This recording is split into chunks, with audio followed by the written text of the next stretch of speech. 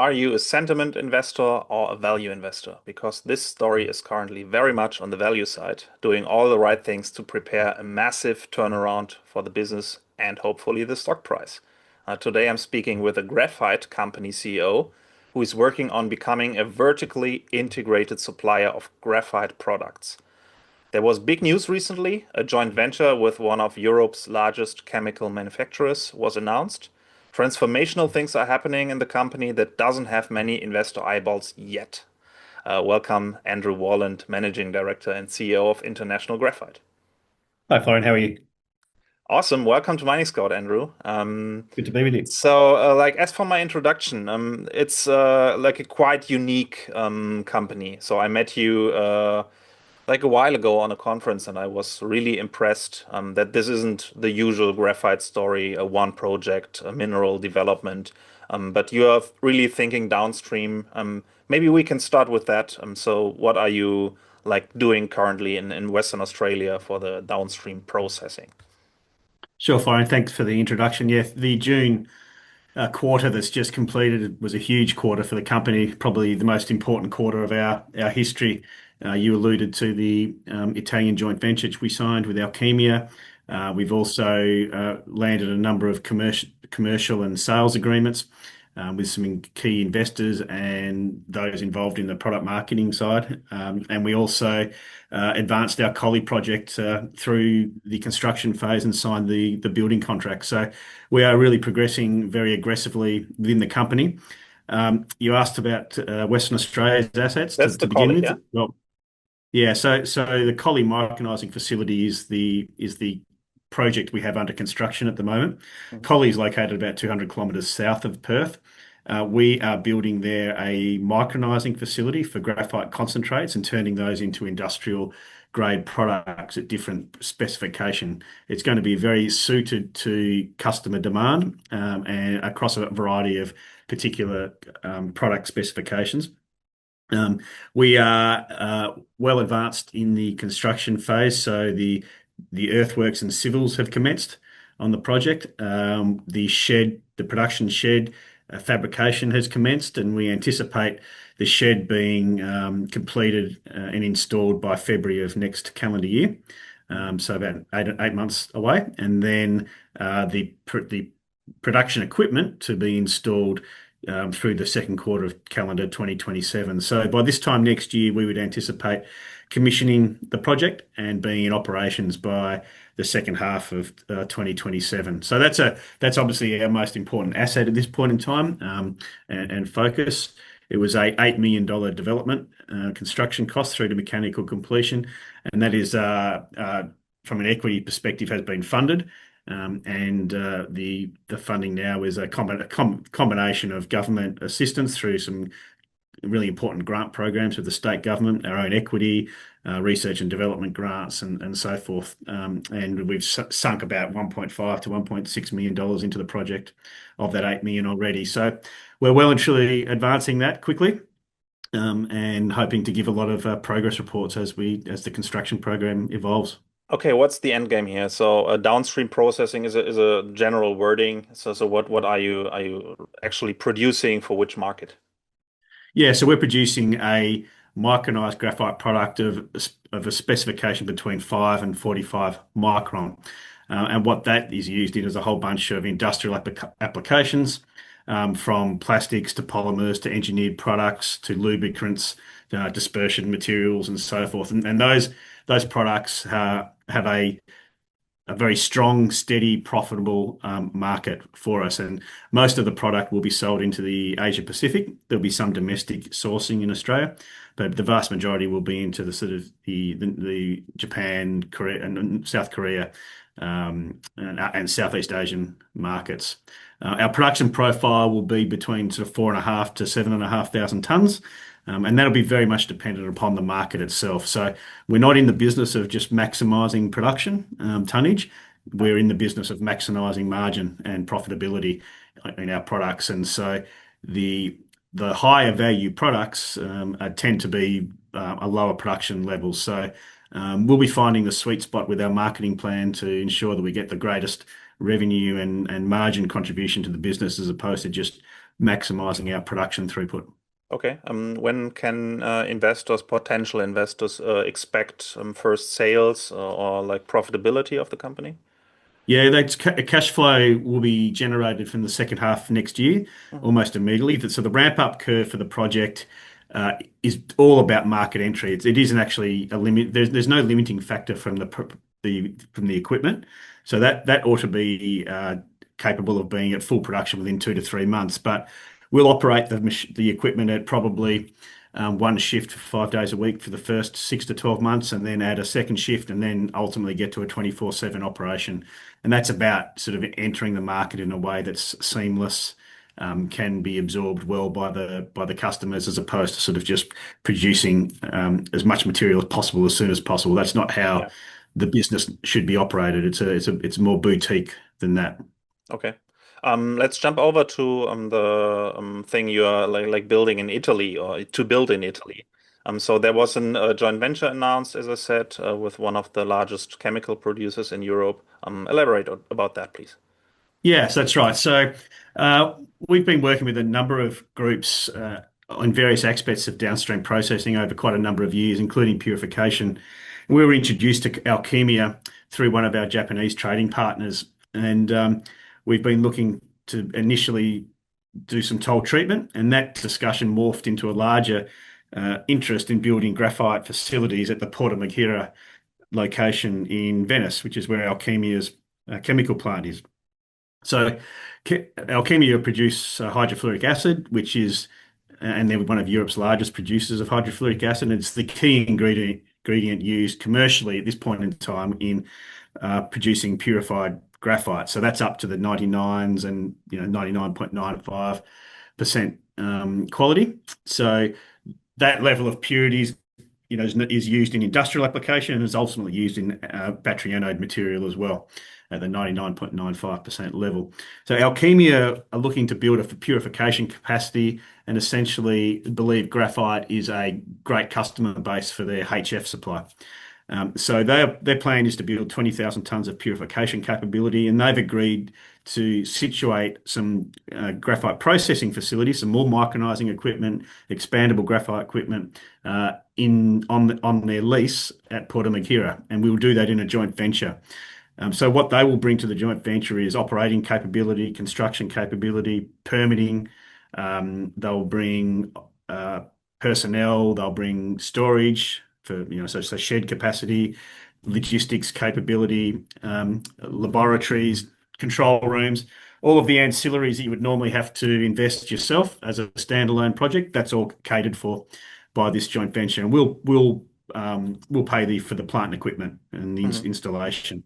Yeah, And so that's around on an existing ground. Yeah, so already yeah, permitted industrial area. So that makes it a that's lot right. easier in Europe. Yeah, it's by far the what we're really trying to do is create the same ecosystem that makes Chinese production of goods and services so economic and difficult for the Western world to compete with, because they have the capability of dealing with waste at their doorstep. They have the capability of if you like, diffusing their fixed costs of their operations across a variety of ancillary industries that operate out of chemical parks. And this is what Porto Marghera has as an enormous advantage for us out of having to create these facilities on a standalone basis. So our cost structure should be highly competitive, certainly best in the West, from the perspective of being able to uh, optimize based on Alkeemia's existing landholding.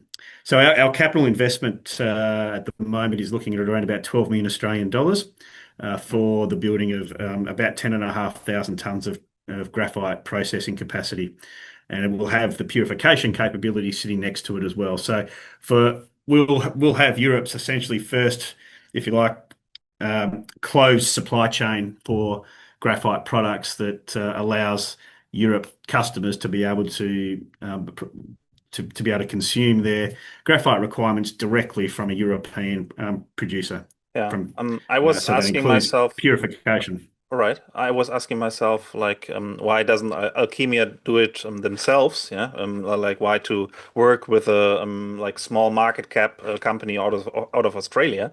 And then I saw the board. Yeah. So you have like including yourself, major experts in the Australian resource sector, especially for graphite. Maybe take the chance to introduce the team.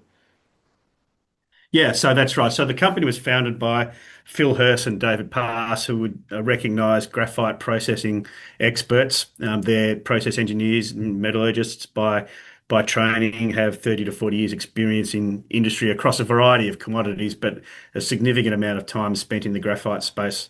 So many of the graphite deposits through Africa and here in Australia have had some degree of involvement by Phil and Dave with respect to their contributions to feasibility studies. So we know collectively the industry very well and have developed a lot of really good relationships between other process engineering experts in the field, equipment providers and suppliers and manufacturers in China, in Japan, in Germany in particular. So there's a huge amount of knowledge, and from Alkeemia's perspective, this is a whilst the graphite would seem a very seamless step for them in expanding their business interests. Ultimately, you want to do it with people that you think have the capability and the expertise to bring to the table and you don't have to recreate that sort of expertise if it already exists. So that's really the synergy in terms of what they were looking for in getting into the graphite space. And we've also brought a lot of marketing intelligence and IP with respect to customers and so forth that through a number of our relationships that some of which are public, like for example our relationship with Wogan, the global commodities trader, that are involved with the projects that we announced about a month ago, as well as Excelsior Capital, a financial investor that joined the register a month or so ago, and who are also the investment arm of Wogan. And some things that haven't been announced yet that we're hopeful will announce in the coming months with respect to trading houses and trading and marketing groups that will be involved in the sale and distribution of our product into Europe in particular. So it's those relationships that we've worked on over a number of years that are sort of coming to fruition now in terms of the way the company's structured and set up. Awesome. Let's talk about the actual resource project in Western Australia. So I've looked it up. So Springdale, that's the name, and it's quite big. So a second biggest in Western Australia. A bit early stage, but very accessible, a good grade. So yeah, let us know more. Yeah, so it's a deposit that we've grown quite considerably since in terms of mineral resource size since we acquired the project back in 2023. It has somewhere in the vicinity of 3.2 million tons of contained graphite at a 2% cutoff, and at a 5% cutoff that is 2.4 million tons with a head grade of around 9%. Mhm. We've completed a scoping study for the first 15 years of mining operations, producing about 45,000 tons of concentrate per annum. It's mostly a fines deposit, so it's ideal for our micronizing business, but also ideal for the battery-anode business as that globally expands and looks for new production sources. So it's got a very good marketing capability for it. With respect to the capital cost, we're looking around about $76 million Australian for that, which is incredibly low on a peer comparison basis for that level of production. It's blessed in so much as that it doesn't need an airstrips, it doesn't need accommodation camps, it doesn't need new water sources and pipelines. It's got power to site, and which just needs a modest upgrade. And it's in oxidized rock, so it's a drill and it doesn't require any drill and blast. It's essentially Mm. a fresh dig. So it has a bunch of location benefits to it, which keeps the capex modest, which means the capex you are investing is going directly into the mine site itself. It's not going into ancillary infrastructure pieces, which essentially gets sunk and don't have value outside of the project. And so the capital investment would be to essentially turning dirt into graphite concentrate. Yeah. So that project's in the feasibility phase, and we've sort of moved it along uh, progressively, but not aggressively, I would say. At the moment, our view is that the best value for the company is in developing the midstream processing capability. and being able to bring Springdale into production as the markets get larger and the demand for raw materials ex-China expands somewhat further. I like that. So you're doing the hard work now, yeah, and there will be sentiment, like as for most commodities, yeah, sentiment is cyclical and it goes up and down, and we've seen lithium prices coming back again, cobalt prices. Graphite is quite flat, but yeah, there will be a market. It's quite important still, not only for battery material, but yeah, doing it at the right time and concentrating on becoming cash flow positive. Yeah, I think that's a good way. that's right. Look, you need to be able to do the things that are sort of long lead on the project. So they're things like permitting, a little bit more drilling to get more data around resource characterization and so forth. But in terms of, doing the technical work around plant design and engineering and so forth, that's really only 6 months of work for us. Hmm. So once the market signal turns, we can complete that work very quickly. We want to make sure that the long lead things like permitting have been advanced so that we don't get to that point and then have another 18 months of waiting. Okay. Yeah, I introduced international graphite as a value play, so currently in a total transition process. Yeah, and maybe you can work out for us a little bit like what's the investment thesis? What are you working towards? Yeah, and why is it worth a look right now? So our first production facility here in Western Australia in Collie is funded and it will be in cash flow this time next year, so 12 months from today. At a annualized run rate, it will produce somewhere in the order of $15 million of free cash flow to the business. So that's fully funded, $15 million of free cash flow for the business by the end of 2027 on an annualized basis. The joint venture in Porto Marghera, we have a $12 million investment on that. We expect to make a final investment decision later this year. We believe the funding of that will largely come from non-dilutive sources. We're in strong conversations at the moment with Okay.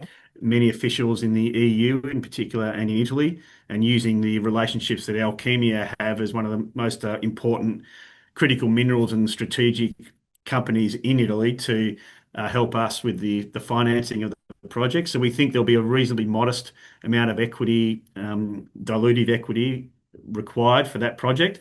And that has a similar cash flow profile as to what our plans are here in Western Australia. So another 15 million or so of EBITDA. In fact, 12.2, I think was the number we published to the exchange a month or two ago. So you're looking at a business by the end of 2027 that should be on a nameplate basis capable of generating nearly 30 million Australian dollars of free cash flow, and with a very small amount of equity to be raised between now and that point to get to that $30 million of free cash flow run rate.